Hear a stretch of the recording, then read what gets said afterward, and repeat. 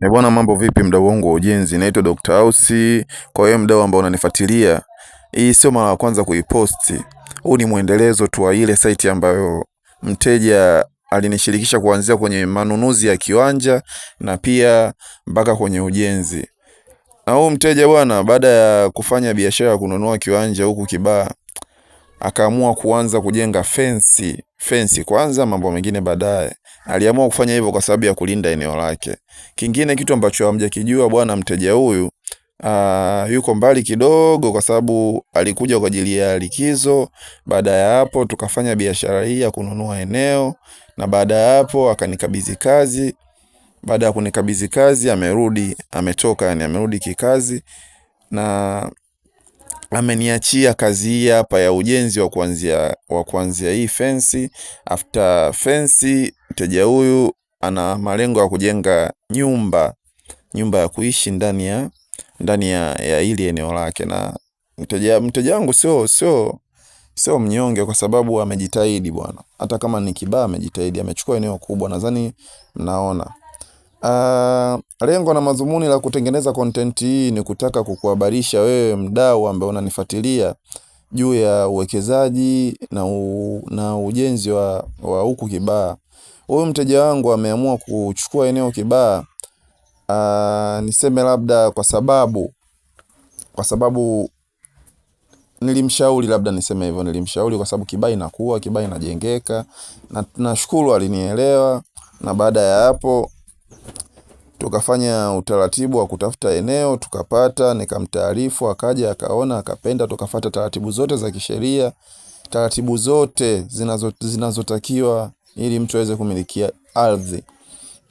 Na baada ya kukamilisha ujenzi, baada ya kukamilisha biashara hiyo, akanikabidhi kazi ya kujenga fence. Na kama mnavyoona niliposti, kama unanifuatilia, niliposti video hii hapa. Sasa tuende nikakuonyesha kimoja baada ya kingine. Hii ndio fence yenyewe, na muonekano wa fence unajiridhisha, ni unaonekana kwamba, nadhani mnaona, kwa sababu nashindwa hata kuendelea kuongea kwa sababu ningependa niwaonyeshe zaidi, sio kukaa kuanza kujielezea sana wakati vitu vizuri vinaonekana. Vitu vizuri havijifichi.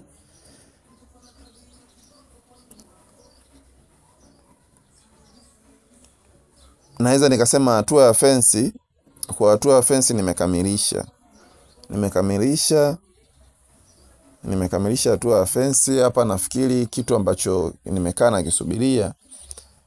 nasubiria niingie contract mpya kwa ajili ya kuanza kunyanyua nyumba.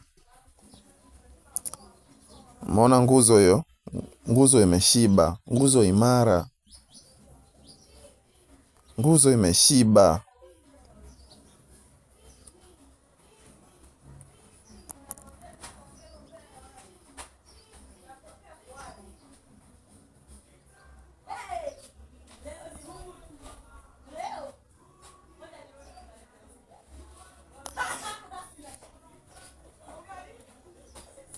Naomba usikatishe video hii, nataka uiangalie mwanzo mpaka mwisho, kwa sababu ndani ya video hii hapa kuna vitu utavielewa kama utafuatilia huo msingi, utafuatilia huo ukuta wa fence, utafuatilia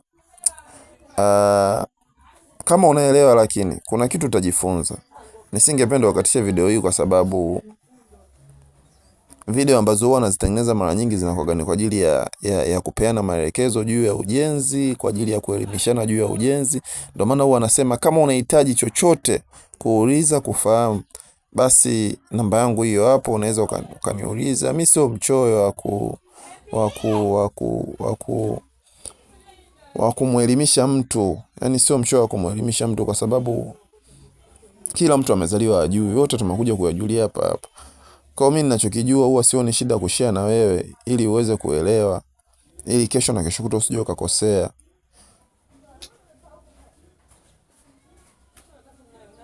Naona nguzo hizo ni nguzo za kwenye kona. Naona ukuta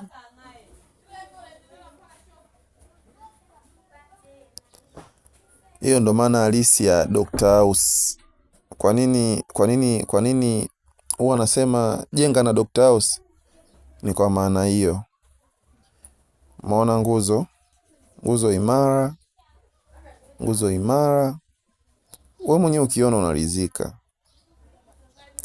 Bwana, bila kupoteza muda, mimi naitwa Dr. House, ni engineer wa ramani na ujenzi.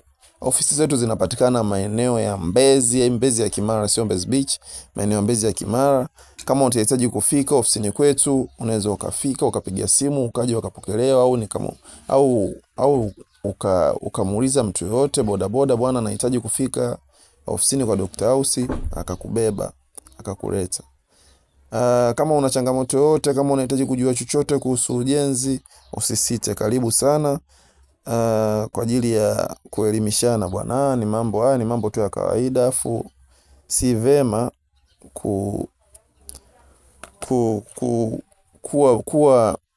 kuwa mchoyo wa kutoa elimu, kwa sababu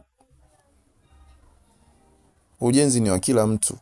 Ujenzi ni wa kila mtu, as long as tu umekaa, umejiandaa, umeamua kufanya ujenzi, umeamua kujitafutia kiota chako cha mahala pa kukaa, mahala pa kuishi. Basi ndo hivyo. Asanteni sana, karibuni.